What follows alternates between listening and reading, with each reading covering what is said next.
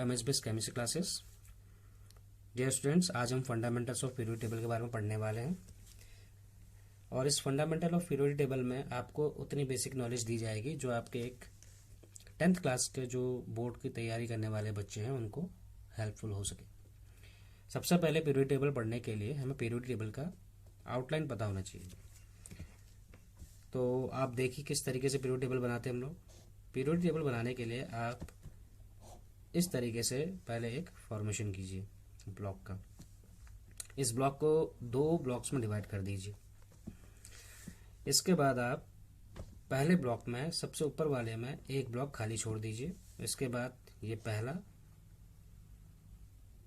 Then दूसरा, तीसरा, 1 2 3, इसको 1, इसको 2, इसको 3, देन 4 5 6 एट लास्ट 7। आपके पास इस तरीके से 7 आप इसको पार्ट्स में डिवाइड कर दीजिए। और जो आपका first, then second and then third, first, second and third के बाद आप क्या कीजिए, इस चीज को इस तरीके से एक्सटेंड कर दीजिए आगे तक, कंप्लीट एक्सटेंड कर दीजिए और लास्ट तक ले जाइए जहां तक आपको ठीक लगे। इसके बाद आपको करना क्या है, इसको 2 हिस्सों में बांट दीजिए। अब आप इस ब्लॉक्स को आगे तक बढ़ाइए। एक्चुअली मैं आपको यहाँ पे एलिमेंट्स की एग्जैक्ट पोजीशन बताना चाहता हूँ, इसीलिए ये बनाना बहुत ज़रूरी है। अब आप क्या करेंगे, ये जो पहला आपको दिख रहा है इसी के अकॉर्डिंग एक पैरेलल में आप यहाँ तक इसको आउटलाइन करेंगे। एंड देन उसके बाद आप क्या करेंगे, इसमें जिस तरीके से एक ऊपर अलग से छोड़ा है तो यहाँ पे भी एक अलग से आप ऊपर को छोड़ दीजिए और इसके अकॉर्डिंग इसको भी आप आगे को एक्सटेंड कर दीजिए। आपके पास इस तरीके से एक आउटलाइन बनके आ गया है। अब आप क्या करेंगे, इनको 10 इक्वल पार्ट्स में डिवाइड कर दीजिए। 1 2 3 4 5 6 7 8, 1 2 3 4 5 6 7 8। अब आप देखिए 1 2 3 4 5 6 7 8 9 10, ये आपके 10 इक्वल पार्ट्स में डिवाइड हो चुका है। इसी तरीके से कुछ 6 इक्वल पार्ट में डिवाइड कीजिए। एक तो ये है 2 3 4 5 और 6, 1 2 3 4 5 6। आपके पास अभी आउटलाइन बन चुका है और लास्ट में आप क्या कीजिएगा, इसके नीचे एक और ब्लॉक खींचिए और इसमें ऑलमोस्ट 14 पार्ट्स में डिवाइड कीजिए। 1 2 3 4 5 1 2 3 4 5 6 7 8 9 10 11 12 13 एंड 14। 1 2 3 4 5 6 7 8 9 10 11 12 13 14।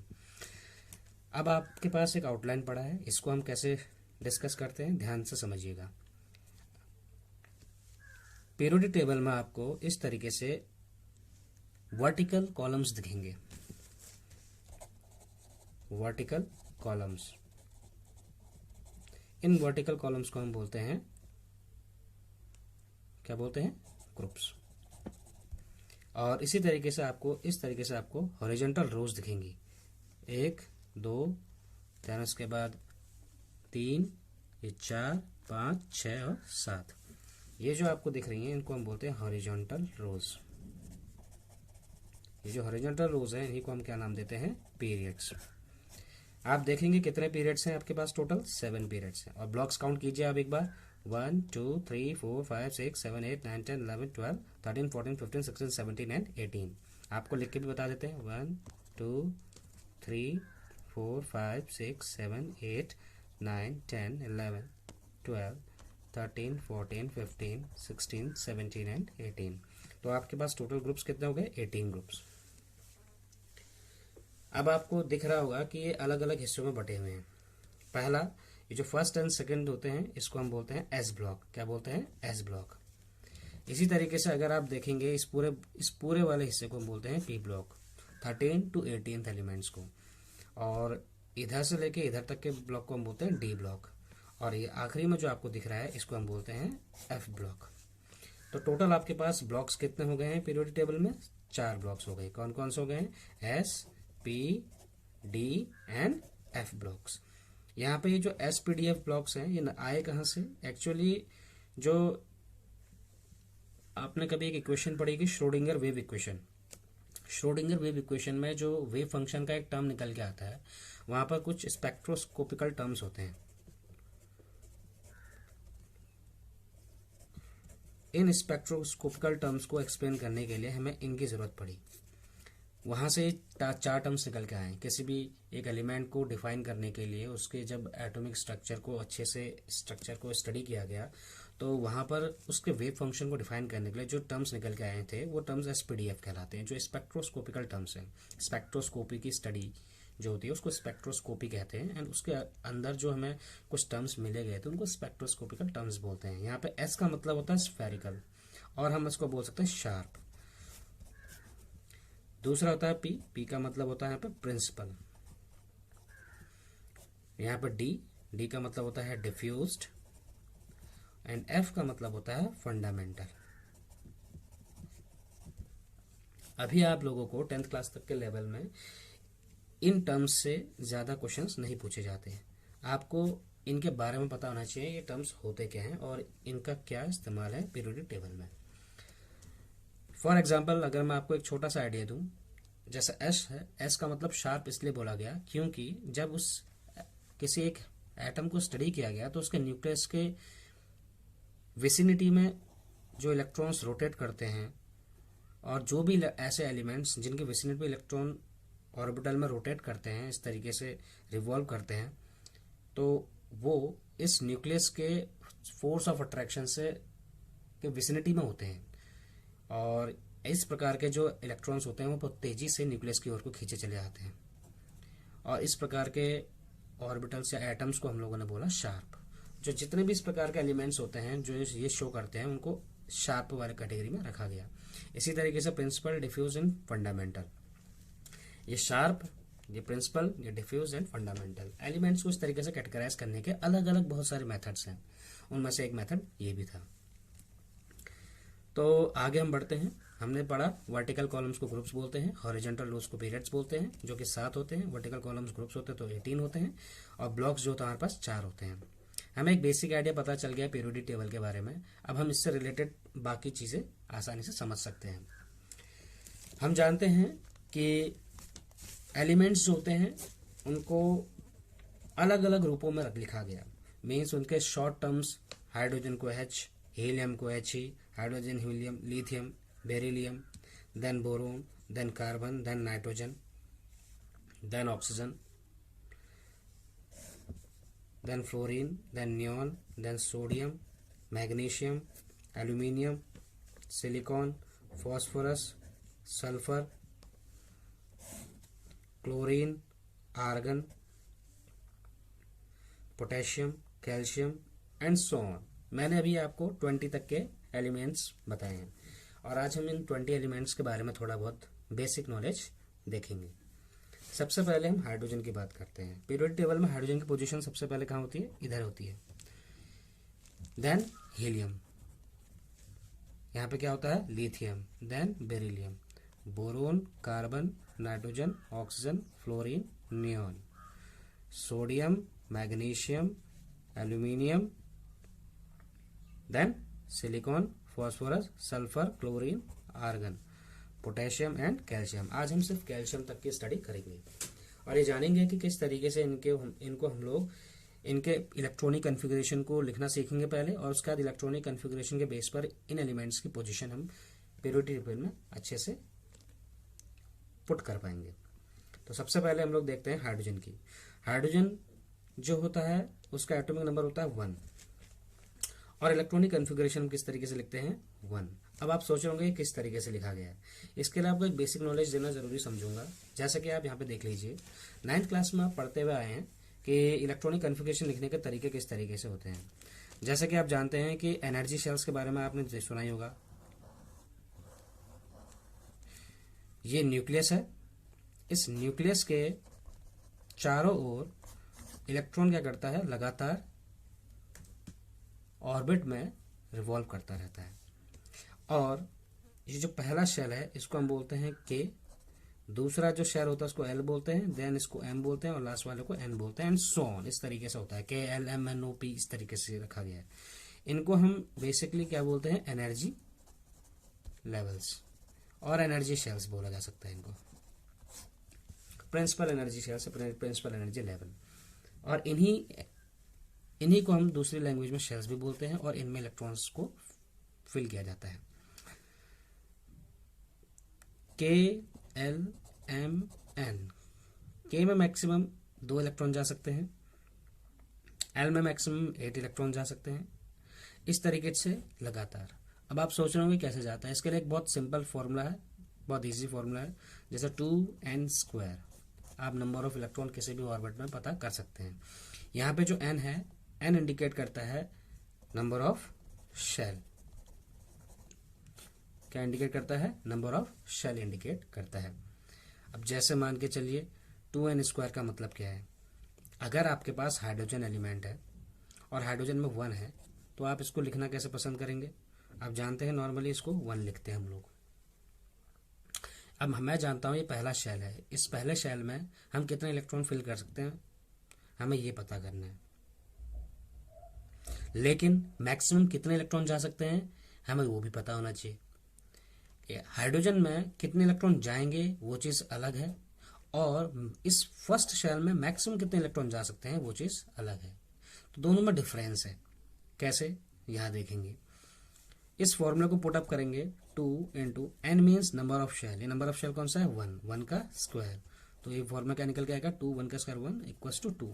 इसका मतलब नंबर ऑफ इलेक्ट्रॉन्स जिसको हम पहले शेल में डाल सकते हैं मैक्सिमम कितने हैं, 2 इलेक्ट्रॉन हम मैक्सिमम किसी भी शेल में पुट कर सकते हैं। कौन से वाले शेल में, फर्स्ट शेल में हम मैक्सिमम 2 इलेक्ट्रॉन पुट कर सकते हैं।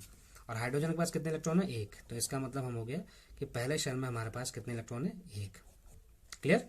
ऐसे हीलियम की अगर हम बात करते हैं तो हीलियम में 2 हैं, तो मैक्सिमम इलेक्ट्रॉन पहले शेल में कितने जा सकते हैं, 2 जा सकते हैं, क्योंकि हम जानते हैं के में मैक्सिमम कितने जा सकते हैं, 2।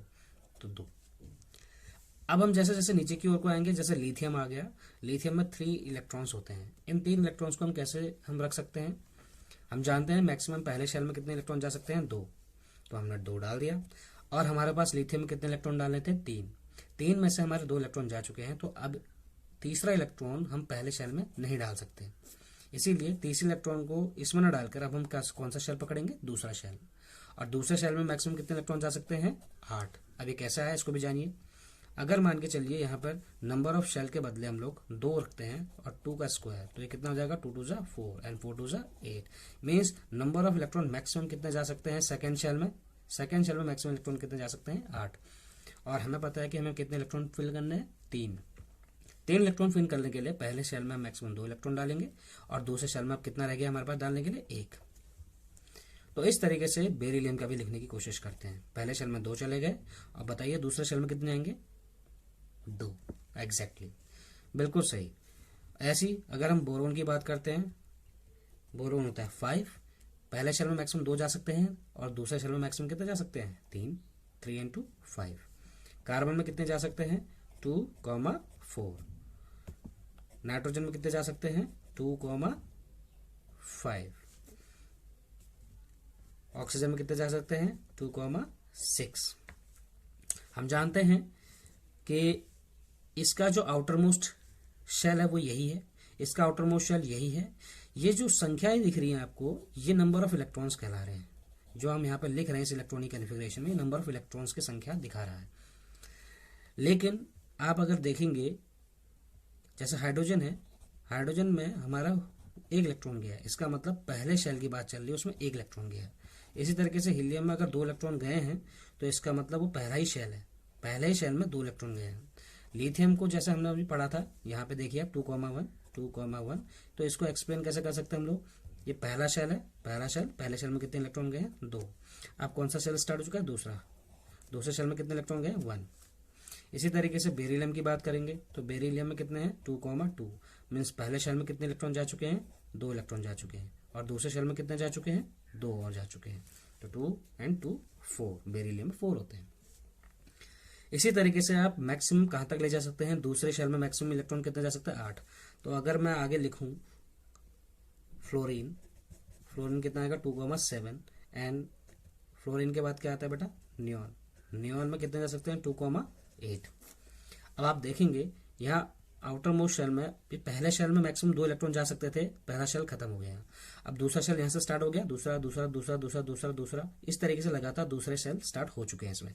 तो इसका ना दूसरे शेल में आखिरी में 1 इलेक्ट्रॉन है, और दूसरे शेल के आखिरी में 2 इलेक्ट्रॉन है, 3 4 5 6 7 और 8। मैक्सिमम कितने इलेक्ट्रॉन फिल हो चुके हैं दूसरे शेल में, 8 इलेक्ट्रॉन फिल हो चुके हैं। इसका मतलब इसके बाद का जो इलेक्ट्रॉनिक कॉन्फ़िगरेशन लिखा जाएगा, जैसे सोडियम आता है इसके बाद, अगर सोडियम 11 इलेक्ट्रॉन फिल करने हैं तो मैं 2,8 इतना तो लिखा जाएगा, 2,8। पहले शेल में 2 इलेक्ट्रॉन मैक्सिमम जा सकते थे, हमने डाल दिए। दूसरे शेल में मैक्सिमम 8 इलेक्ट्रॉन जा सकते थे, वो भी हमने डाल दिया। अब उसके बाद हमारे 2 और 10 कितने हो गए, 8 और 2 कितने हो गए, 10 इलेक्ट्रॉन्स हो गए। हमारे पास कितने इलेक्ट्रॉन फिल करना है, 11। 10 यहाँ हो चुके हैं, तो बचे कितना, 1। और उस 1 इलेक्ट्रॉन को कौन से शेल में डालेंगे, थर्ड शेल में। तो इस तरीके से इसका जो आप ऑर्बिटल डायग्राम बनाएंगे, पिक्टोरियल डायग्राम, वो कैसे बनेगा, ये न्यूक्लियस, पहला शेल, पहले शेल में कितने इलेक्ट्रॉन जा चुके हैं, 2। दूसरा शेल, दूसरे शेल में कितने जा चुके हैं, 8। और तीसरा शेल, तीसरे शेल में कितने जा चुके हैं, 1। अब आप एक चीज यहाँ ध्यान देंगे कि जैसे जैसे हम लोग इलेक्ट्रॉनिक कन्फिग्रेशन लिखते जा रहे हैं on the basis of increasing number of electrons, means hydrogen में 1 इलेक्ट्रॉन, हीलियम में 2, देन 3 4 5 6 7 8 9 10 11। इस तरीके से जो हम लगातार लिखते जा रहे हैं, इससे हमें ये पता चला कि हाइड्रोजन के आउटर मोस्ट शेल में 1 इलेक्ट्रॉन होता है, हीलियम का आउटर मोस्ट शेल में 2 इलेक्ट्रॉन होता है, लिथियम का आउटर मोस्ट शेल में 1 इलेक्ट्रॉन है, बेरिलियम का आउटर मोस्ट में 2 इलेक्ट्रॉन है, और इस तरीके से 3 4 5 6 7 8, और उसके बाद इसका आउटर मोस्ट शेल में 1 इलेक्ट्रॉन है। तो हमें क्या पता चला कि ये जो आउटर मोस्ट शेल में जो नंबर ऑफ इलेक्ट्रॉन्स होते हैं, इनको हम कौन से इलेक्ट्रॉन्स बोलते हैं, वैलेंस इलेक्ट्रॉन्स। क्या बोलते हैं बेटा, इनको वैलेंस इलेक्ट्रॉन्स बोला जाता है। आउटर मोस्ट शेल में जो नंबर ऑफ इलेक्ट्रॉन्स होते हैं, उन्हीं नंबर ऑफ इलेक्ट्रॉन्स को वैलेंस इलेक्ट्रॉन्स बोला जाता है। तो कभी आपको बोर्ड में वैलेंस इलेक्ट्रॉन्स की डेफिनेशन आती है या आपसे उससे रिलेटेड कोई क्वेश्चन पूछा जाता है, तो आप इसको कैसे डिफाइन कर सकते हैं, the number of electrons present in the outer most shell of an atom. किसी भी एटम के आउटर मोस्ट शेल में जो नंबर ऑफ इलेक्ट्रॉन्स हैं, उन नंबर ऑफ इलेक्ट्रॉन्स को हम क्या बोलते हैं, वैलेंस इलेक्ट्रॉन्स कहते हैं। हालांकि बोर्ड में वैलेंस इलेक्ट्रॉन्स की डेफिनेशन कभी पूछी नहीं जाती, लेकिन वैलेंस इलेक्ट्रॉन्स से रिलेटेड जो एप्लीकेशन होते हैं, मींस एप्लीकेबल क्वेश्चंस होते हैं, उनको पूछे जाते हैं। जैसा आपसे पूछ लिया गया कि नाइट्रोजन, जैसा आपसे एक क्वेश्चन पूछ लिया गया कि, चलिए यहाँ पे एक्सप्लेन कीजिए। आपसे एक क्वेश्चन पूछा गया है, बताइए मैग्नीशियम के वैलेंस इलेक्ट्रॉन्स कितने हैं। तो आप मैग्नीशियम में जानते हैं 12 इसका एटॉमिक नंबर होता है, तो आप कैसे लिखेंगे, 2,8। पहले शेल में मैक्सिमम 2 इलेक्ट्रॉन जा सकते थे, चले गए। दूसरे शेल में मैक्सिमम 8 इलेक्ट्रॉन जा सकते थे, जा चुके हैं। टोटल मिला के 10 इलेक्ट्रॉन भर चुके हैं। अब तीसरे शेल में हम क्या डालेंगे, बाकी बचे हुए 2 इलेक्ट्रॉन। हम जानते हैं कि इसका पिक्टोरियल डायग्राम कैसे बनेगा, पहला शेल में 2 इलेक्ट्रॉन जा चुके हैं, दूसरे शेल में 8 इलेक्ट्रॉन जा चुके हैं, और तीसरे शेल में कितने इलेक्ट्रॉन जा चुके हैं, 2 इलेक्ट्रॉन जा चुके हैं। इसका मतलब इसके आउटर मोस्ट शेल में जो भी नंबर ऑफ इलेक्ट्रॉन की संख्या है, वही उसका क्या है, वैलेंस इलेक्ट्रॉन है। इसका मतलब आप समझ गए कि मैग्नीशियम के वैलेंस इलेक्ट्रॉन्स कितने होते हैं, 2 होते हैं। इस प्रकार से क्वेश्चंस आते हैं। होप कि आपको ये सारी चीज़ समझ में आ रही है और आप लोग इस पूरे टॉपिक का रिवीजन करेंगे। इस तरीके से इलेक्ट्रॉनिक कॉन्फ़िगरेशंस को आप लिखिए, इसका पिक्टोरियल डायग्राम बनाइए और कंटिन्यू आप इस पीरियड टेबल को बनाने की कोशिश कीजिए। अगर एक बार आपको पीरियड टेबल बनाना समझ में आ गया तो आप जो हैं, ये जो बेसिक नॉलेज आपको दी जा रही है इन चीज़ों के बारे में, आप आसानी से लिख सकते हैं। तो एक एक्सरसाइज के लिए आपको मैं ये कुछ दे रहा हूँ टॉपिक्स, इनको आप लिखेंगे। Magnesium, aluminium, silicon, phosphorus, sulphur, chlorine, argon, potassium, calcium का इलेक्ट्रॉनिक कॉन्फ़िगरेशन आप मुझे लिख के बताएं। नेक्स्ट लेक्चर में मैं आपको इनके एक्सप्लेनेशन दूंगा और इसके अलावा हम आगे के कुछ टॉपिक्स को डिफाइन करेंगे। Till then, do hard work.